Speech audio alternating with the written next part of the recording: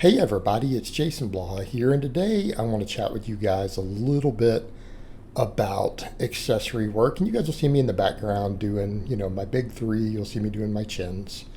I like to treat chin-ups and pull-ups almost as if they are a primary movement because I kind of think of them. At this point, I would really argue if your body can handle them, you're strong enough that they really should count as your fourth of the big three. They really should, and I think there's a case for that because it balances everything out. But that being said, when it comes to other stuff, everything else that we do is generally going to be accessory work. And so for people who understand the difference, it's assistance work. And I would make the case that our classic lifts themselves can be our assistance work or very close variations. What do we mean? Assistance work is, of course, something that shares a movement pattern. In other words, a stiff leg deadlift or a deficit deadlift is an assistance lift. Right? Same movement pattern as your deadlift, just slightly different. Closed grip bench is an assistance exercise for the bench press. And I don't think that's unreasonable. Right? Those are not unreasonable assumptions. Different variations of the squat can be assistance for the squat, but squatting itself can be. So what is everything else that we're doing? Everything else we're doing is accessory work. And I do believe some accessories are important. I could make the case for a lot of lifters of very, very little accessory. But I personally always do, some accessory work. Every workout, I'm going to do at least one accessory. Now, some people say, well, I think that's minimalism. Well, I don't care what you think minimalism is. I don't think that it is. To me, minimalism is when you focus on 4, maybe 5 basic lifts and do nothing else. If we're doing any accessory work, it's not minimalism. But what do we mean by accessory? Accessory work hypertrophies are weak links. All right. In the accessory work you'll see me doing in this video would be like skull crushers, not skull crushers, but laying tricep extensions. Okay, I think they count. All right, laying tricep extensions, definitely an accessory. All right, what else? What else is an accessory? Glute ham raises, and I'm real big on glute ham raises. And I would argue these are very critical accessories. So how do we go about picking these sort of things? Well, we look at our weak links because accessories don't have movement pattern carryover, do they? We do accessory work purely to thicken up certain muscles. Now, people say, well, what about, aesthetic weak links? Well, that should be covered with your basic lifts. Again, unless you're chasing the whole bodybuilding thing, if you're trying to just look jacked and strong and good, just try getting leaner. Gain a bunch of muscle semi-proportionally through your body and get real lean. For 90% of you, that's all you can really do for aesthetics inside your genetics, barring adding certain substances. Okay, everything else is just selling you gimmicks towards it. Genetics play a big role. Body fat plays a big role. I mean, even people who say, well, I want bigger, rounder delts, so you're not going to use anything to enhance them chemically, then probably the best thing you can do for your delts is to just get big up top and get lean. Lose 5% body fat, and all of a sudden your delts magically start popping anyways, don't they, compared to where they were. So, people worry about that stuff more than they should. So really, what are we doing with accessories? Well, what are our weakest links on these big lifts? And you take someone like me, my triceps suck here. Who knows where they'll be by the time this video comes up? It might be up in 6 or 9 months. All right, my triceps need work. See me doing wide grip benching there.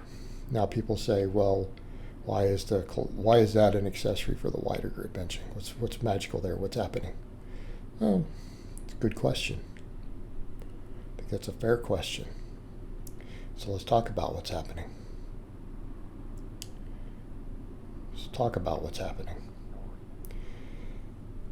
Extensions can hit the long head a little bit more of the tricep. It's part of the tricep that's the biggest head, gets worked the least on benching as far as the hypertrophy side goes when we're doing volume. However, A movement like that is a complete tricep exercise.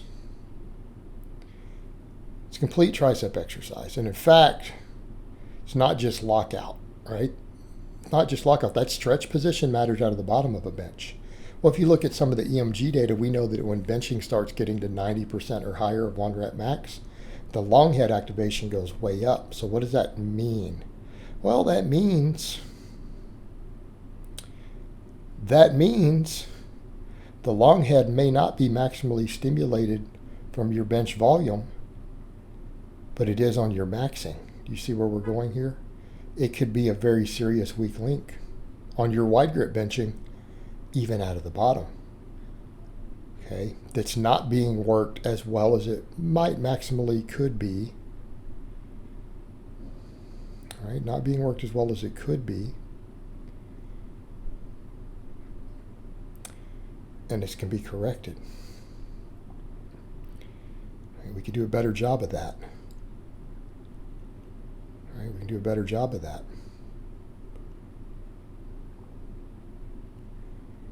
So it makes it a great accessory work for your bench, particularly if you have lagging triceps.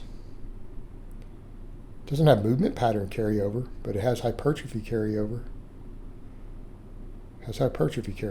Same thing, you see me doing the glute ham raise. Well, it's very obvious what the glute ham raise does for the deadlift, right? What are the primary movers on the deadlift that really make or break you? Glutes and hamstrings. Well, that one's easy.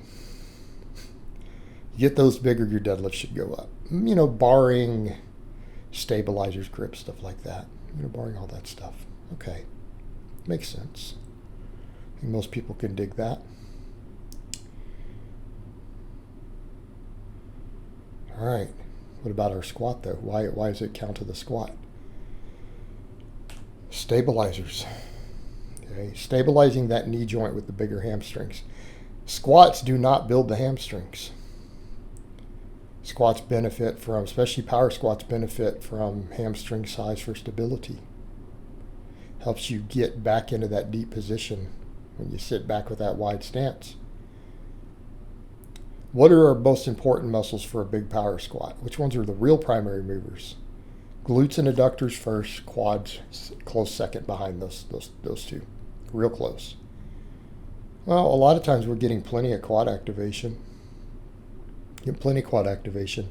On the squatting, the deadlifting. For me, I like sled drags. I'm not worried about extra quad work. What I am worried about,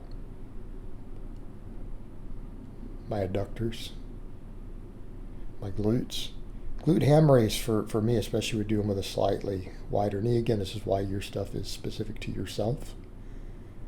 It really hammers my adductors too. A lot of hamstring, I get adductor, and then some glute and stuff on it. All right. I get good carryover from that. I feel like I get good carryover to those wide stance squats. So you see where we're going in terms of development? Okay. It's about development. We're picking accessory movements that bring up our bigger lifts, because our bigger lifts are where we build our real size and strength. We're shoring up those weak links with exercises that are easier to recover from. All right, guys, but that's really all I have to say on that today. I hope it's been informative, and I'll talk to you guys next time.